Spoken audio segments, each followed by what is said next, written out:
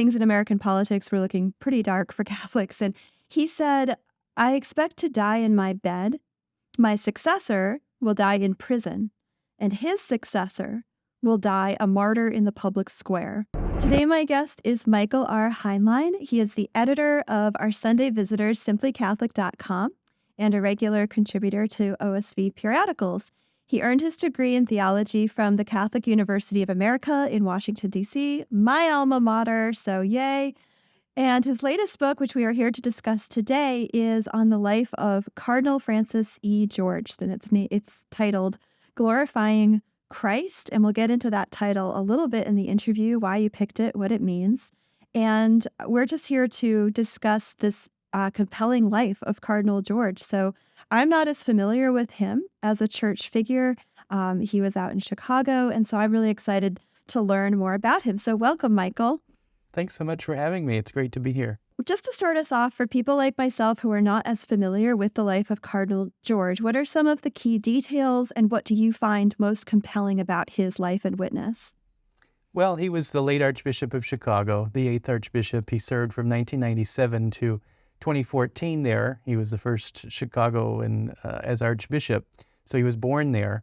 But the very providential part of that story is that Chicago had rejected him when he applied to become a priest there at the age of 14 because he had polio, and the effects of polio that resulted in a disability, they said, made it impossible for him to be a priest there. So in God's providence, as I say in the book, kind of a line of divine poetry, he ends up back there as Archbishop.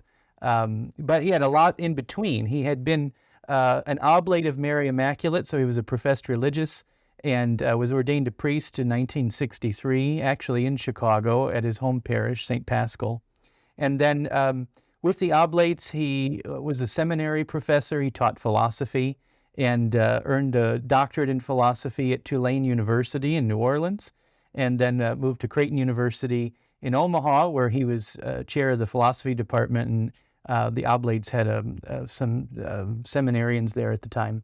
And then in his early 30s, he was thrust into leadership, first as provincial of the Oblates Midwest Province, but then elected twice as Vicar General for the Oblates of Mary Immaculate, which meant he was second in command, and he moved to Rome. And he traveled to dozens of countries during that time, visiting the poor, especially where the Oblates served. So during those 12 years, he never stayed in a hotel, he said, and he slept on the floor in many places in the remotest corners of the world, all to bring the gospel and the good news of Jesus Christ to wherever the Oblates were serving. And then he was Bishop of Yakima, Washington from 1990 to 1996. And then he served just 11 months as Archbishop of Portland before he was sent back home to Chicago. And then he became a cardinal in 1998. And he was one of the most influential churchmen, really, in the 20th century in our country. He was very close to John Paul II, Benedict XVI. He was president of the U.S. Bishops' Conference from 2007 to 2010. And many of the very significant actions in the life of the church during his time as a bishop bore his fingerprints in different ways. For instance, he was a real advocate for zero tolerance during the first wave of the abuse crisis in 2002. Often quiet, unassuming. He didn't talk about the things that he did, but in my research, I could find some of those things, and he was a real warrior for truth and justice in that way. So, and then the Missal that we use today, the translation of the English Missal, also he had a very heavy hand in. And then he was very influential as president of the Bishops' Conference when our country was under attack with religious freedom. And he was able to articulate what the problems were and how the church needed to respond in a very convincing way. He unified the bishops very decisively at that time. And it was very providential that he could be in leadership at that time. But his life was really marked by suffering from polio at the beginning and then cancer at the end of his life. He suffered from cancer, three bouts of it, so to speak, bladder cancer. And that's ultimately what took his life in 2015. And the hidden suffering of Francis George, both physical suffering with illness and the effects of it, but also in the life of the church because of various aspects of what he encountered as a bishop of ecclesial life. scandal and threats to the faith and so on and so forth. So he suffered a lot, and I think that that's one of the most important aspects to people, hopefully, in learning from his life, because all of us suffer, all of us experience pain, all of us experience physical, psychological suffering, and he gives us a witness for how to respond to that, I think, and how to continue serving Christ in the church in the face of it. So I would like to ask too, I think a lot of people look at the state of the church today in the United States, and it's very easy to become discouraged and maybe feel a lack of shepherds. Where are our shepherds? Where's the leadership? So maybe again, you've pulled this out a little bit already with his suffering, but what? Why should people read this book about an American church leader? Why should they maybe give an American bishop, an American archbishop, a second look, as it were? Well, first of all, I would hope that the issues that he encountered and the ways in which he responded to them are just as relevant to us today as they were when he was with us, a decade or two ago. So we have a lot, I think, that we can still learn from him, and I hope that revisiting his legacy will be a gift to the church right now. That's my hope. That was really one of the main reasons that I wanted to tell his story. So there's that. But then also, as I said, his personal witness. So it's not, as he would say, he said this to the U.S. bishops once. He said, orthodoxy is important. And certainly Cardinal George was very orthodox. But he said it's not enough. He said the devil knows the catechism better than anybody, but he will not serve. He will not obey. And those are the kind of leaders we're looking for, right? We're looking for authentic leaders, for leaders with integrity.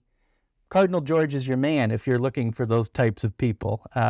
So he was a man of utmost authenticity. What you saw was what you got. And he told the truth, even if it got him in trouble with the media. And sometimes he would get misquoted or taken out of context because he was a professor and he was like Benedict XVI and could throw out some ideas that may have been taken as less controversially if people took the whole context. But, that often doesn't happen in the media, we know. So he had that kind of Achilles heel, you might say, about him. But yeah, definitely Cardinal George is a man for our time still, I think, because he shows us how to encounter the important issues that we're dealing with, both in the life of the church and society, but then how to respond, how to be a true disciple, how to be someone who perseveres. Also, when we look at our own lives, perseveres in the face of hardship and difficulty and continually wants to respond in the positive to give Christ glory in everything we do. So I'm thinking of our Catholic Vote audience in particular, and we're very concerned with engagement in political life, particularly for the laity. And I was wondering if you could tease out for us, leaning into that engagement in society thread that you've been pushing on a little bit, what would Cardinal George's message for lay Catholics be in terms of political engagement in civic society in the public square? Well, Cardinal George was very much a man of the Second Vatican Council, and he thoroughly believed that Catholics needed to be involved in all factors and aspects of society, that we needed to give voice to the gospel in whatever arena that we participated in our own personal vocations. And so politics certainly being one of those sectors of life, particularly in American culture. So he very much would advocate for Catholics to speak the truth in the halls of Congress or through legal actions and so on and so forth. But that being said, Cardinal George, of course, he had 2 doctorates, and he was very nuanced in the way that he thought, and he was often very quick to draw a distinction between the laity and the bishops because they had 2 separate obligations, 2 separate vocations, 2 separate ways in which they ministered to the world. So, he was always quick to point out that it's the laity who run the country, not the bishops. And so he really sometimes would take umbrage when people would want to blame the bishops for X, Y, or Z. He would say, no, this is a democracy. You do something about it. So he was very much encouraging the laity to take some action. And then looking at the aspect of how do pastors engage in this sort of political dialogue and political action, I'm sure that some of your listeners might remember in 2008 when he disciplined Father Michael Pfleger in Chicago because he had taken a stance of endorsing Barack Obama over Hillary Clinton in the Democratic primary in a non-Catholic church sermon that he delivered. Cardinal George suspended him because he said very specifically the Catholic Church does not endorse political candidates.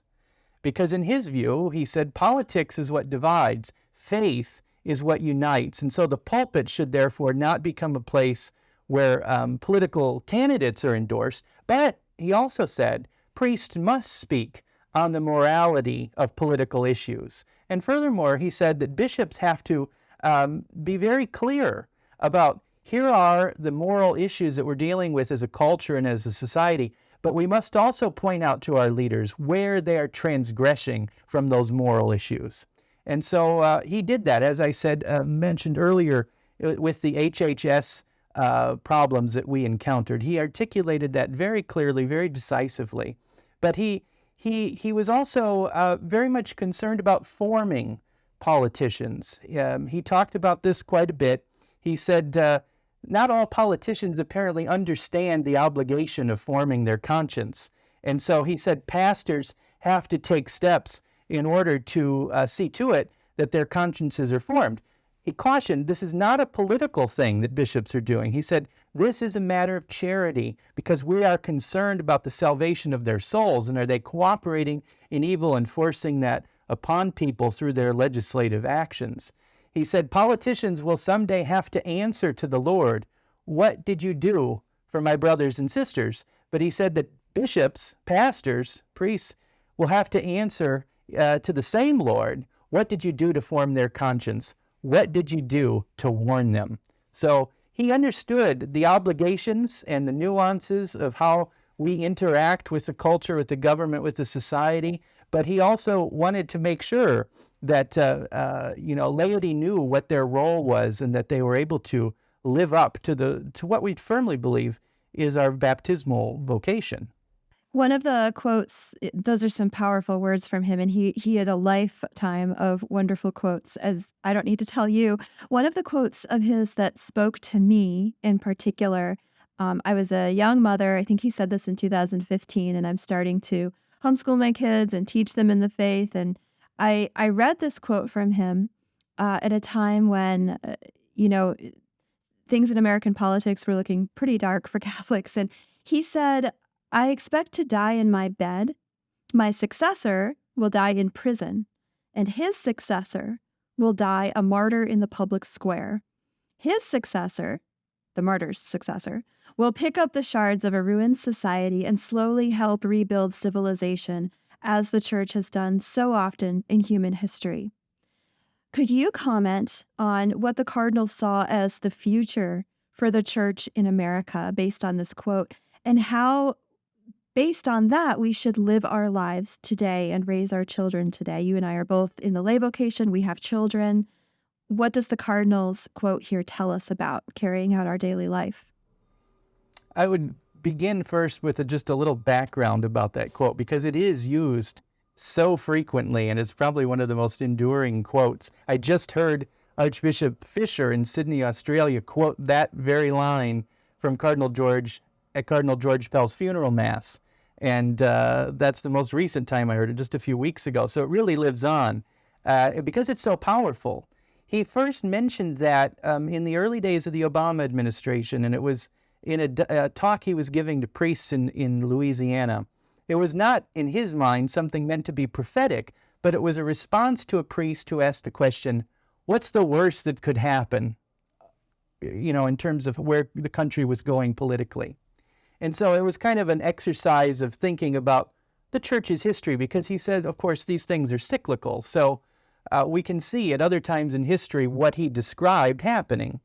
So yes, he said, I'll die in bed, my successor in jail, his successor a martyr. His successor, though, and this is the key for us, I think, will pick up the shards of a broken society and heal them, bring them to life, as the church has always done. So it's a message of hope that Cardinal George is speaking there. And I hope that all of us who are lay Catholics, but also any clergy, can see the very important aspect that no matter what suffering we're going to go through, no matter how much our life might be like Good Friday, Easter Sunday is on the horizon. That's what the Cardinal was really getting at, that it's going to get bad, more than likely. We've been there before, but we know that in the end, Christ is the true victor.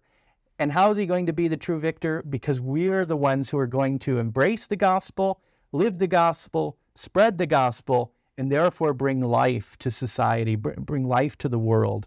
That's glorifying Christ. That's his life, and I hope that that can be ours too. In the press release for the book, underneath the title and the sublines by Michael Heinlein, it says, this book provides compelling insight into Cardinal George's extraordinary virtue and humility, befitting a true servant of God. Now, to me, as a Catholic who tries to watch these things, that's the signal that maybe we're thinking eventual beatification, canonization process. We have servant of God, extraordinary virtue.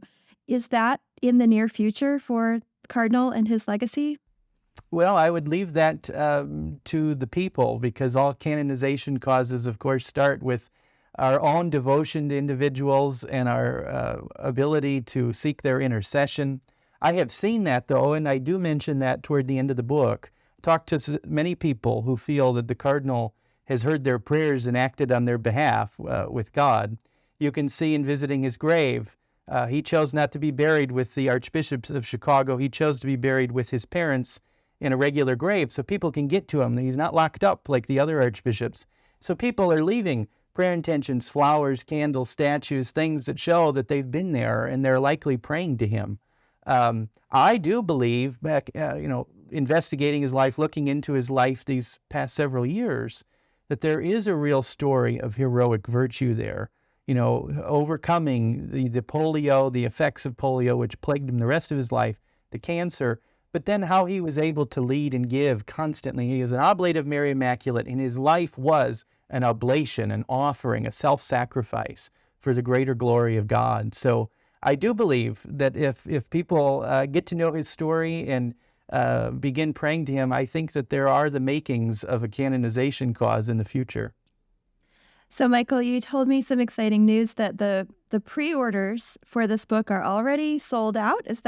That's a true rumor? Yes, all right, awesome. Yes, they keep having to print more because That's wonderful news. Pre-orders were back ordered. That's really exciting. And so where can people go to find and to put in their pre-order for the back-ordered pre-order? Yes, they can get the book from osvcatholicbookstore.com or from Amazon or wherever else books are sold. I even found it being sold via Target. So you never know where you can find it, but it seems to be in a lot of places. Michael, before you go, I would just like to share with our listeners a little bit about your full-time job as editor of OSV's simplycatholic.com, a catechetical apostolate. So could you share with us a little bit about what you do and your mission? Yeah, Simply Catholic is a site where we hope Catholics of any level of understanding about the faith can come and learn a little bit more about it. So we have a variety of topical information where people can just kind of, hopefully Google something on our site and find something related to it. So all the basics of the faith and liturgical things, lives of saints, whatever you might be wanting to find more about, we hope we have something there. We have a newsletter, too, you can subscribe for, which comes out every week from me on Tuesdays, the Simply Catholic newsletter. We offer content that's hopefully timely and relevant and something that can be useful to anybody that's maybe in catechetical work or teaching in some way or parish bulletins or whatever, even the Loop, right? Because I know that you graciously link to our content sometimes. So we hope that we can serve Catholics in the pews and just help them come closer to the Lord through knowledge of their faith.